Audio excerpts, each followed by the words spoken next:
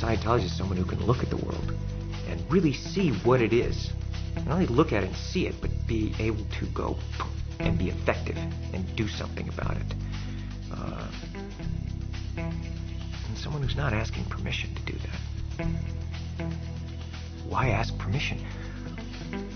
We are the authorities. And nothing says that better than the Mr. Cruz response to the wake-up call in the aftermath of 9/11. Now, of course, if you're Tom Cruise, just lending your name to a cause can generate more energy than most people hope for in a lifetime. But he never merely lends his name. If he takes a stand, it's pedal to the metal till the finish line. As in helping New York firemen. He first saw the dust and heard the cough when descending to the ruins, and where he bolstered morale among firemen. The devastation had spread an unprecedented combination of toxins through the air, and it was lethal. All they were doing was medical screening. Nobody was aggressively treating these people to give them a better quality of life. The EPA came out and said the air was clean. And of course, as a Scientologist, you go, that's a lie. Outpoint lie. You know, you just go, liar, fine. It was the ground zero call, and nobody knew the cure. And while he could have provided a statement in support, that's not how Tom drives. Rather, he personally saw to the establishment of a first New York Hubbard detox project. And no, he did not ask permission. Finally, you know, we just say, you know what, damn it. You know, just go there and do it. Just put it there, let's go. Here's the money, let's go. Let's just get one person through there. You know, I can't sleep another night. And as the first of those firemen moved through the program, those toxins became visible again. It was the color purple, and it was oozing from their pores. It took weeks, sometimes months. But with those firemen no longer confronting a life of inhalers and steroids, their grateful response said it all. To our brother L. Ron Hubbard from your brothers at the New York City Fire Department, we honor you with this helmet, a symbol of our motto, to protect life and property, which is the legacy of your technology embodied. And that's why, with the purification program as the only cure in sight, Tom next organized a fundraiser to bring it on even more. And while the mere weight of his name drew donations from the likes of Jerry Seinfeld, Adam Sandler, Jim Carrey, and Paul McCartney, it was still upfront and personal when presenting L. Ron Hubbard's purification program to the world. And before the night was over, he had not only held the largest fundraiser for LRH Techie in history, but he'd provided for a second detox center. And with word of success is spreading, he'd also led the way to the first ever U.S. government grant for a Purif program. But what matters to Tom Cruise are not the numbers. It's the people. Tom takes it to another level.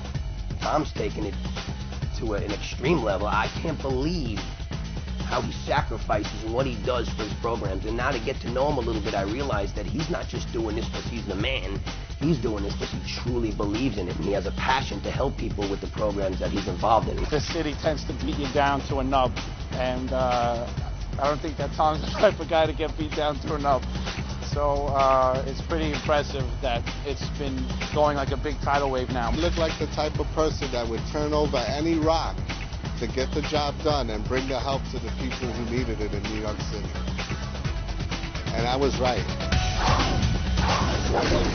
For once, in all that track, we have tools that we can apply to ourselves and apply to others. And I'm telling you, it's like you know the tech and you apply it correctly and it's KSW, you're gonna get improvements. Period.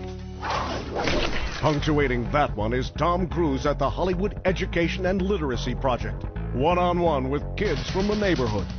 But with illiteracy swamping whole communities, he was soon fueling LRH learning centers all over the map.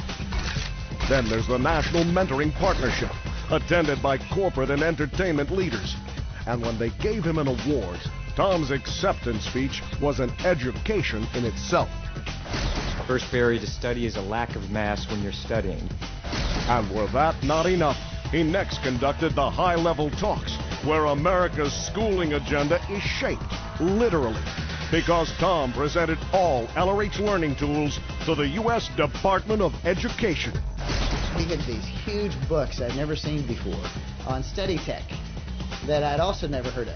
And this man came in by himself and explained through his heart what concerned him most about the fact that young people in this country don't know how to learn. They don't know how to study. He says, hey man, here it is. This is study tech. Boom. And I'm telling you, people want help. While to show the department how it's done, he invited them down to Spanish Lake. And Mr. Cruz wasn't just the keynote speaker. He opened the place as a prelude to driving LRH study tech everywhere. Now, my mission is to make study technology available for everyone who wants to reach for it. Any group, any person, any teacher, any mentor, any parent, every child, anyone. And with that word spreading on every network and print media worldwide, Applied Scholastics was training government teachers from the U.S. to Bazana with new centers opening by the day. And from there, it's unrelenting, from inspiring graduating classes at Delphi and to places you'd never imagined. At NASA, for example, where he brought on study tech to boost broad public support, because people won't support what they don't understand. And that's why you now find the glossary of difficult terms on the NASA homepage website, courtesy of NASA spokesman Tom Cruise. Then again, there's Tom opposite a Japanese prime minister. America's Samurai presents an LRH learning book while cameras roll.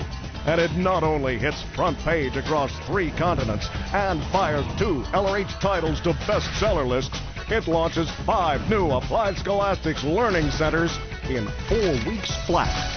While to provide the rest of the world with an inkling of what LRH technology holds, he presented the 3 barriers to study in the highest circulation glossy on Earth. And what with spin-offs in TV, print, and radio, the tally of those he reached with study tech soon topped 250 million.